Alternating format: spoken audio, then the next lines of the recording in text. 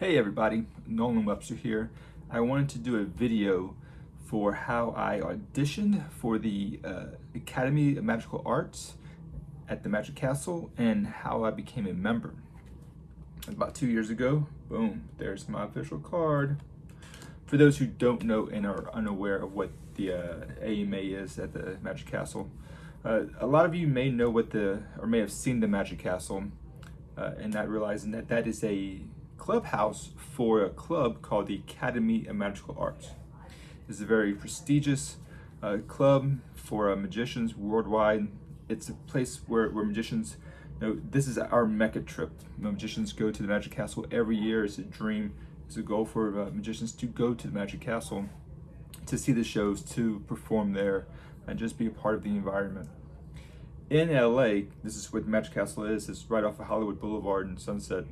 It is like a very LA thing to do, to know somebody who can get you tickets, who can get you access into the Magic Castle. There are numerous movies that host their pre-production parties at the Magic Castle. Johnny Depp, whenever he finished filming some of his Pirates of the Caribbean films, they hosted their post-production parties there. The Wall That Had Clocks, one of the Jet Black movies, they had their post-production party there as well. Anna Kendrick had her birthday party there, so this is a very LA thing to do. It's a place for people to be seen.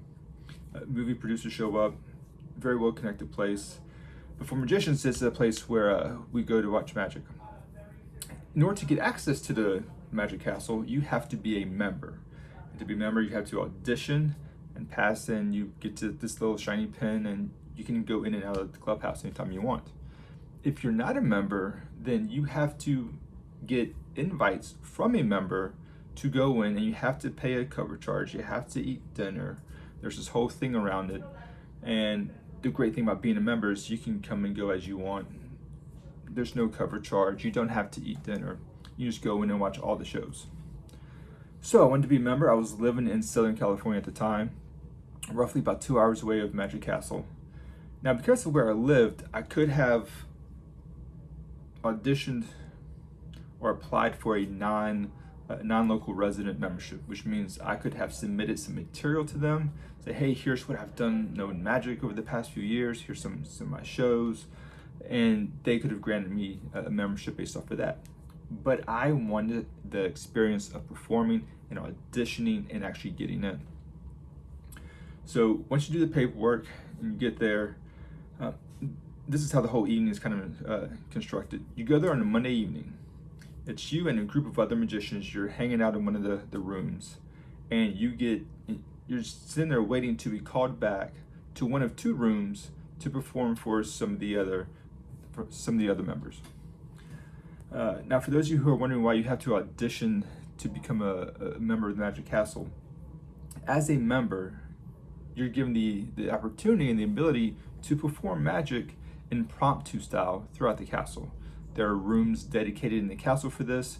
You could set up in the lobby, you could set up downstairs in the bar area and perform for guests. And they want to make sure that whoever's performing, whether it's the keynote acts, the main stage acts, or whether it's just a magician performing in the downstairs bar, that you can perform adequately enough for the non-magician guests that are there. So that's the whole reason why you have to audition and prove that you're able to perform in order to become a member. So you and your other magician buddies, you're hanging out, you're waiting to be called back, you're waiting to be called down and perform. And you're given roughly 10 to 15 minutes. So it's not a lot of time. It goes by pretty quickly.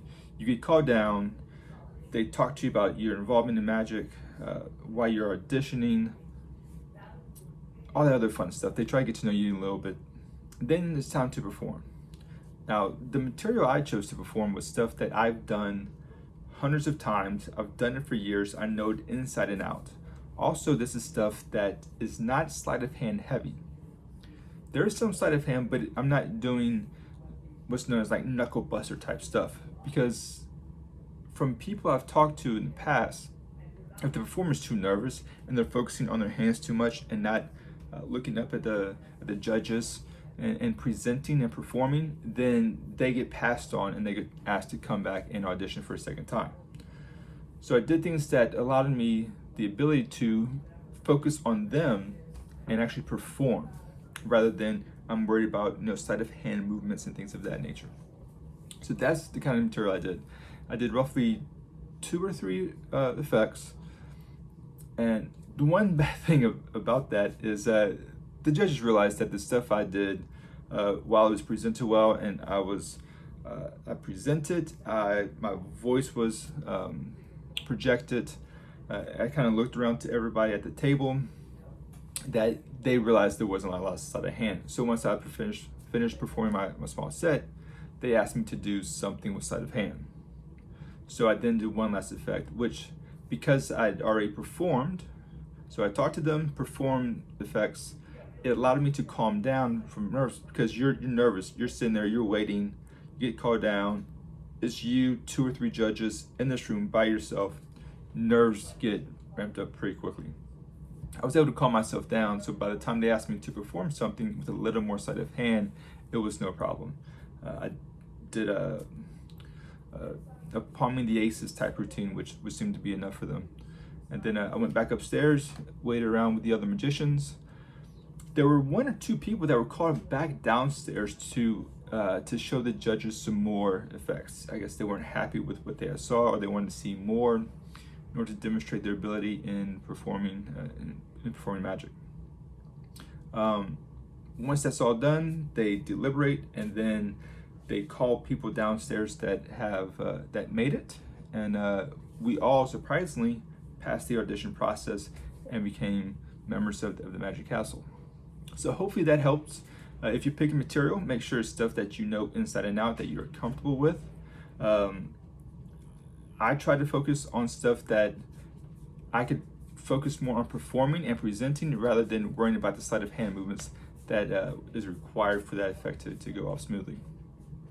And then just relax, have a great time, enjoy the castle while you're there, and then hopefully you become a member, and you can go back and enjoy as much as you want, enjoy the food, the drinks, the atmosphere.